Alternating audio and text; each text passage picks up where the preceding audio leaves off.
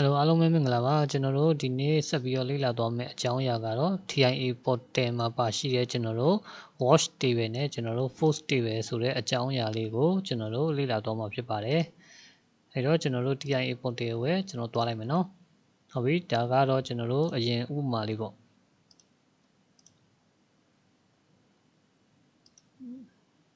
အဲတော့ကျွန်တော်တို့က force table နဲ့ watch table ကကျွန်တော်တို့ဒီမှာပေါ့နော်ဆိုတော့ watch and food table ဆိုပြီးတော့ရေးထားတယ်အဲ့မှာကျွန်တော်တို့ food table ကတော့ပါပြီးသားပေါ့နော်ကျွန်တော်တို့ watch table ကတော့ကျွန်တော်တို့အသစ်တိဆောက်လို့ရတယ်ပေါ့နော်အဲ့တော့ကျွန်တော်တို့လောလောဆယ် food table ကိုကျွန်တော်တို့အရင်လေ့လာမယ်ပေါ့အဲ့တော့ကျွန်တော်ဒီဟာလေးကိုဖွင့်လိုက်မယ်အဲ့တော့ဒီမှာကျွန်တော်တို့ food table ကိုတော့ကျွန်တော်တို့ဖွင့်လိုက်ပေါ့နော်အဲ့တော့ဒီရဲ့ table မှာကျွန်တော်တို့ဘာတွေလုပ်လို့ရမလဲပေါ့ဘာတွေလုပ်လို့ရတယ်လဲဆိုရင်တော့ကျွန်တော်တို့ကဒီဟာလေးကျွန်တော်ခဏဖြုတ်လိုက်မယ် floating view လောက်ထားမယ်ပေါ့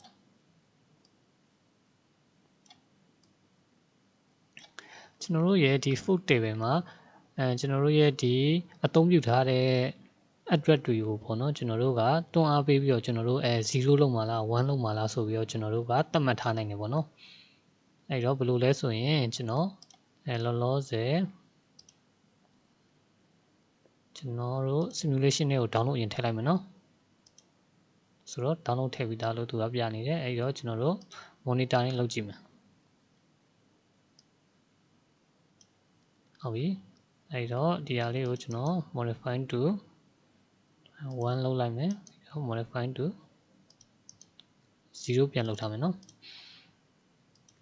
ဒီကျွန်တော်တို့ရဲ့ program မှာရှိတဲ့ဒီကျွန်တော်တို့ import output memory area တွေကိုကျွန်တော်တို့က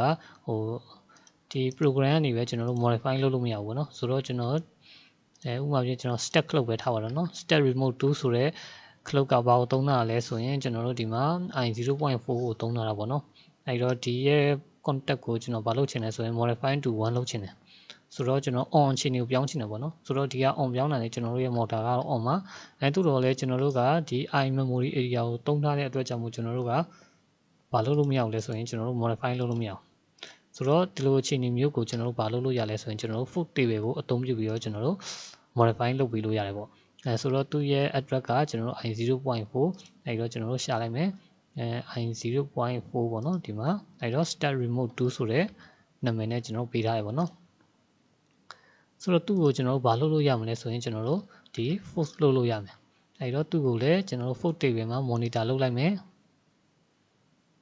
နော် monitor လုပ်ပြီးရင်ကျွန်တော်တို့ဘာလုပ်လို့ရမလဲဆိုရင်ကျွန်တော်တို့ကတမို့ကို force value ကျွန်တော်တို့ပေးလို့ရတယ်ပေါ့နော်အဲ့တော့ကျွန်တော်တို့သူ့ကိုကျွန်တော်တို့1ပြောင်းကြည့်မယ်နော်ကျွန်တော်တို့ဒီ true ဆိုတဲ့အခြေအနေကိုပြောင်းမယ်ပြီးရင်ကျွန်တော်ဘာလုပ်လို့ရမလဲဆိုရင်ဒီမှာstep လုပ်မယ်ပေါ့နော်ကျွန်တော်တို့ force လုပ်ထားတဲ့တန်ဖိုးကိုကျွန်တော်တို့ဒီကနေပဲညာဘက် click လုပ်လဲရတယ်ပေါ့ကျွန်တော်တို့ force to 1ဆိုပြီးတော့ကျွန်တော်တို့ modify လုပ်ကြည့်မယ်နော်အဲ့တော့ကျွန်တော် force to 1လုပ်ကြည့်မယ်ကျွန်တော်စာလေးတော့မေးလာပေါ့ကျွန်တော် yes ပဲနှိပ်လိုက်မယ်နော်ဆိုတော့ကျွန်တော်တို့ဒီ forcing လုပ်လိုက်တာပေါ့ forcing လုပ်လိုက်တော့ဒီမှာဘာပြလဲဆိုရင်ကျွန်တော်တို့ဒီမှာapp ဆိုတဲ့တင်ကေတလေးနဲ့လာပြီးပြတယ်ပေါ့နော်အဲ့တော့ကျွန်တော်တို့ဒီတင်ကေတလေးကကျွန်တော်တို့ဒီ force လုပ်ပြီးတော့ဒီရဲ့ contact ကိုကျွန်တော်တို့ကပြုပြင်ထားတယ်ဆိုတော့အခြေအနေကိုပေါ်ပြပေးရပေါ့ဆိုတော့ဒီ contact ကိုကျွန်တော်တို့ force လုပ်လိုက်တော့ကျွန်တော်တို့ရဲ့ motor ကဒီ1အခြေအနေကိုရောက်ရှိသွားတာကိုတွေ့ရတယ်နော်အဲ့တော့ကျွန်တော်တို့ပြန်ပြီးတော့အကယ်၍ရက်ချင်တယ်ဆိုရင်လည်းကျွန်တော်တို့ဒီရဲ့ contact point ကိုကျွန်တော်တို့ force လုပ်ပြီးတော့ကျွန်တော်တို့ပြန်ပြီးတော့ရက်လို့ရတယ်ပေါ့ဆိုတော့ကျွန်တော်remote ပေါ့ဆိုတော့ဒီ stop remote 2ဆိုတဲ့ဒီ memory ကိုပဲကျွန်တော်ဘာလုပ်လိုက်မလဲဆိုရင်ကျွန်တော်သူ့ကိုလည်း1လုပ်ကြည့်မယ်ပေါ့နော်အဲ့တော့ကျွန်တော်သူ့ကို modify လုပ်ကြည့်မယ်4 to 1လုပ်ကြည့်မယ်နော်ဆိုတော့ yes နေကြည့်မယ်ဆိုတော့ 4 to 1လုပ်လိုက်တဲ့အတွက်ဘာဖြစ်သွားလဲဆိုရင်ကျွန်တော်တို့ရဲ့ဒီ contact ကတော့ကျွန်တော်တို့0အခြေအနေရောက်သွားတယ်ပေါ့ဒါကြောင့်မို့ကျွန်တော်တို့ output ကကျွန်တော်တို့ဘယ်အခြေအနေရောက်နေလဲဆိုရင်ကျွန်တော်တို့1အခြေအနေရောက်နေတယ်ပြီးတော့ကျွန်တော်တို့ဒီ stock cloud ရဲ့ကျွန်တော်တို့ဘယ်ဘက်အချမ်းပေါ့နော်ဘယ်ဘက်အချမ်းမှာတော့ကျွန်တော်တို့ဒီအစိမ်းရောင်တိုင်းဖြစ်နေပေါ့ဘာကြောင့်လဲဆိုရင်ကျွန်တော်တို့ကဒီ contact ကိုကျွန်တော်တို့ force လုပ်ထားတယ်ပေါ့ force လုပ်ထားတဲ့အတွက်ကြောင့်မလို့ကျွန်တော်တို့ ဒီ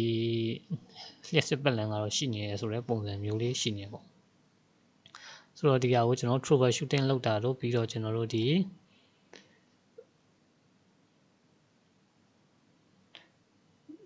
ကျွန်တော်တို့ရဲ့ program ကို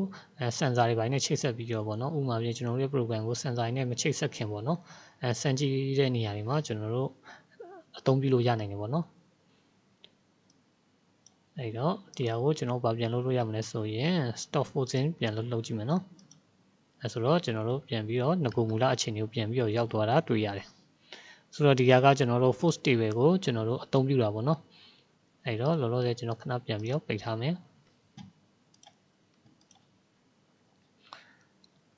ဒါကကျွန်တော်တို့ force table ပြီးသွားရင်ကျွန်တော်တို့ဘာရှိအောင်မလဲဆိုရင်နောက်တစ်ခုကကျွန်တော်တို့ watch table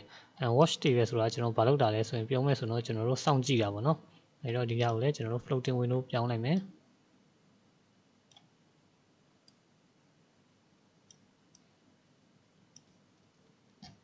ဆိုတော့ watch table ဆိုတော့ကျွန်တော်တို့ဘာတွေကိုစောင့်ကြည့်လို့ရမလဲဆိုရင်ကျွန်တော်တို့ဒီ input output တွေကျွန်တော်တို့ရဲ့တက်တွေအားလုံးကိုကျွန်တော်တို့စောင့်ကြည့်နိုင်မယ်ဆိုတော့ကျွန်တော်လောလောဆယ် motor 1အခြေအနေစောင့်ကြည့်မယ်ပြီးတော့ကျွန်တော်တို့ဒီ step button ပြီးတော့ကျွန်တော်တို့ဒီ stop button ပြီးရင်ကျွန်တော်တို့step remote 2ပေါ့နော် step remote 2ပြီးရင်ကျွန်တော်တို့ဒီ stop remote 2ပေါ့stop remote 2ဆိုတော့ဒီ contact တွေကိုကျွန်တော်တို့ဘာလုပ်ကြည့်လို့ရမလဲဆိုရင်ကျွန်တော်တို့ watch ဆိုတော့စောင့်ကြည့်လို့ရတယ်ဆိုတော့ဒီမှာလည်းကျွန်တော် monitor လုပ်ကြည့်မယ်နော်ဟုတ်ပြီအဲ့တော့ကျွန်တော်တို့ဒီမှာ monitoring လုပ်ကြည့်နေတဲ့ value ကဘာလဲဆိုရင်လောလောဆယ်ကျွန်တော်တို့ဒီဟိုပါပေါ့0အခြေအနေပေါ့နော်4အခြေအနေမှာရောက်နေတယ်အဲ့တော့ကျွန်တော်တို့ဒီကနေပြီးတော့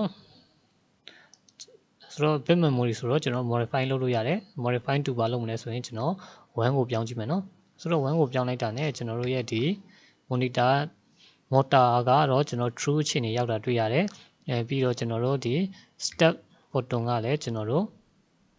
လက်ရှိအခြေအနေမှာတော့ true ပေါ့နော် true အခြေအနေတွေ့ရတယ်ပေါ့ဆိုတော့ဒီအခြေအနေမှာကျွန်တော်တို့ရဲ့ဒီ step remote ဆိုတော့ step remote 2ဆိုတဲ့ခလုတ်ပေါ့နော်ကျွန်တော်တို့ရဲ့ဒီခလုတ်လေးကိုကျွန်တော်တို့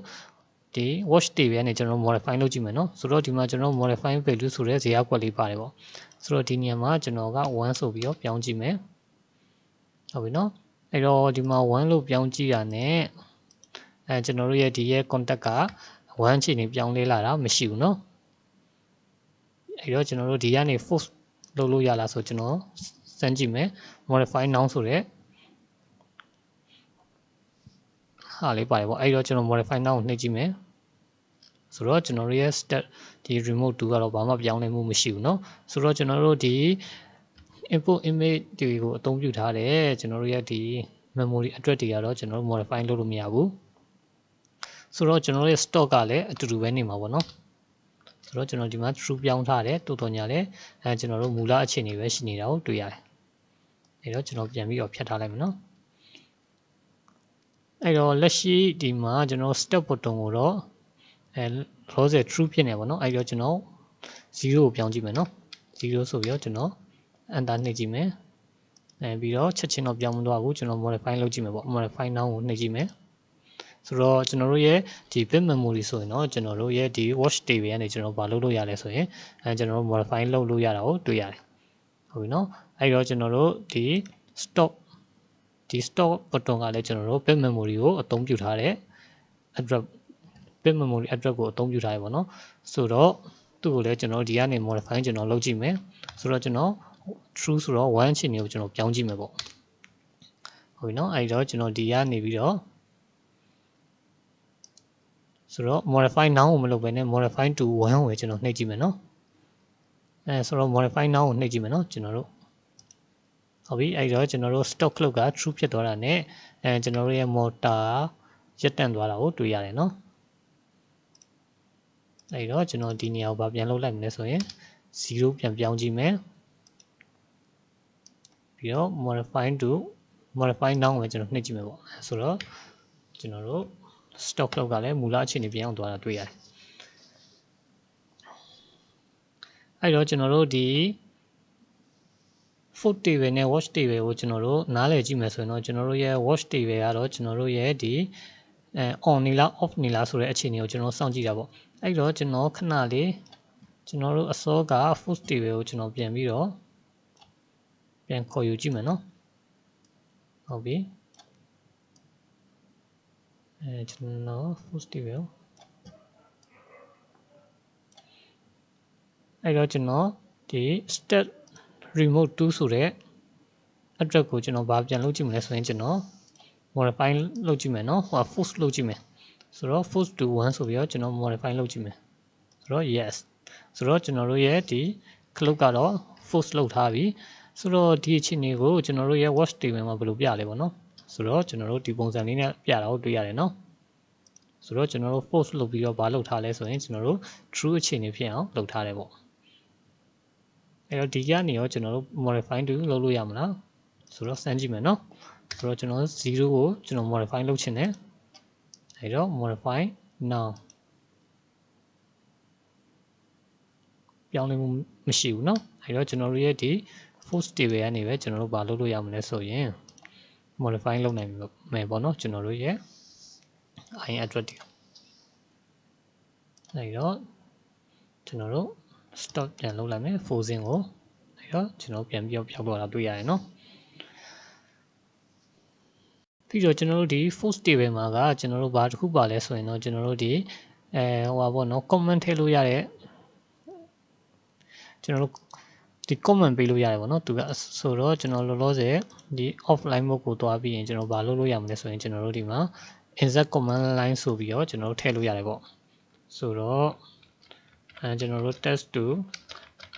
test.switch ပေါ့နော်ဆိုတော့ဒီလိုမျိုးကျွန်တော်တို့ comment ထည့်ထားလို့ရတယ်ပြီးရင်ကျွန်တော်တို့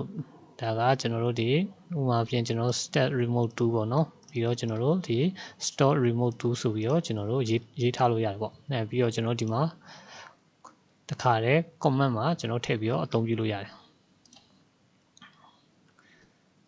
အဲ့တော့ကျွန်တော်တို့ဒီ force table နဲ့ watch table အကြောင်းကိုနားလည်မယ်လို့ထင်ပါတယ်